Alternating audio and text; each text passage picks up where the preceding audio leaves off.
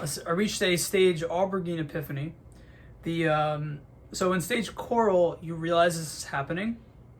That even your slight burp when you want to speak is because you're excising certain energies that are clogging up the body structure and giving you more capacity to think in a particular way. So it's basically like a soul or a part of your consciousness leaving your body.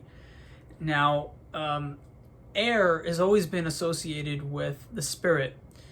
So when you burp, the reason why you burp is because of different energies coming out, and some gases are released because the soul goes into the gases since it's contained. Unfortunately, the academic circles don't acknowledge this, so hopefully, it will still be accepted by some and be integrated in an academic type of way, nonetheless. But the realization from Coral is that there's multiple parts.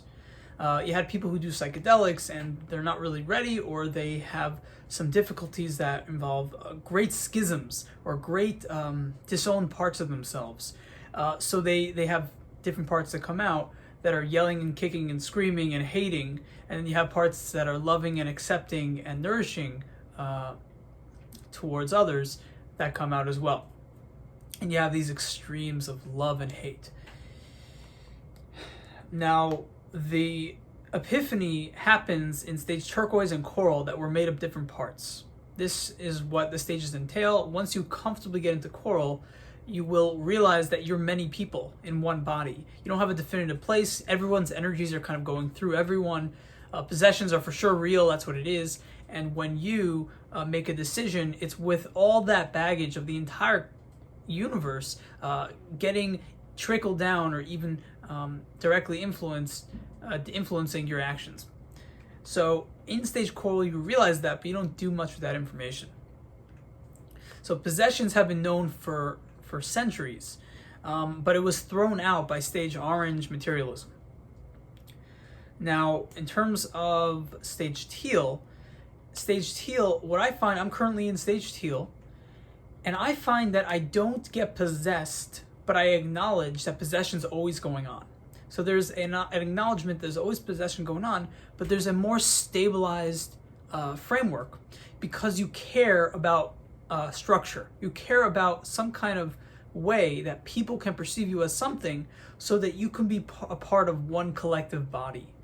Meaning you have to say to other people, you have to give other people the impression that you're a specific way so that they can perceive you a particular way, so that you can be a part of that system or that body, so that you can all get along, that you can all function as one entity.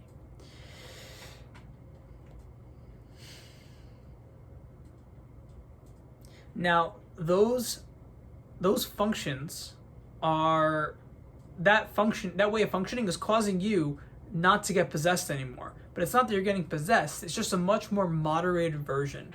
And so what you call mood swings becomes more of the lingo that you'll apply to the phenomenon of possessions that are always going on a galactic scale. Multidimensional interpenetration of the biological tissue is going on from other dimensions, as is implied. Now, in stage Aubergine, what you realize is that there's a science to this. And so during my videos, whenever I insult someone who really doesn't want to be insulted, but who's going to end up listening to the video, what happens is my train of thought could shut down. Because there's a part of my conscious that says, no, he's an important ally that's going to determine the direction of your content, right? Of your approach. And so what's going on here is there's an interpenetration of time and space from on a mental level, where the future is being picked up, right? Whether or not he agrees with that in that current moment or in the future, I think it has to do with the future, because the soul is is what goes back in time to create this one entity system. So there's loops that get closed to make the reality happen in the future, right? I've talked about this. People think it's gibberish, but this is literally advanced stuff. This is stage Aubergine stuff. And so the realization of Aubergine is noticing these things more. You'll notice when spiritual things happen. And you'll not only notice it, you'll be able to describe it in detail. Like, I was trying to describe this stuff in detail when I was younger, when I was a few years ago, these epiphanies, but it wasn't ripe.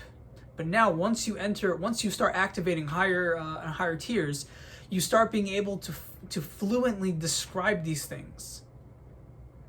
It becomes a lot easier. It's like a language that you're used to, but not only used to, you've adjusted to it. It's like when a stage blue person enters in orange, they start realizing that there's cause and effect. Things are not so non-linear. So the irony here is that the discussion that we're talking about is the spirit or the soul or the interpenetration between the body and the unseen multidimensional facets. So the irony is we are talking about a non-linear reality, but we are talking about something that involves describing the non-linear in a framework or way that people can understand. So that's the sciences of the spiritual. So one of the sciences of the spiritual is that time and space, that if someone's going to disagree something in the future, instead of just knowing it and looking like a crazy person on the camera, I actually sense it and respond and change the video or the next video that I make, simply because I'm acknowledging a supernatural or a metaphysical phenomenon.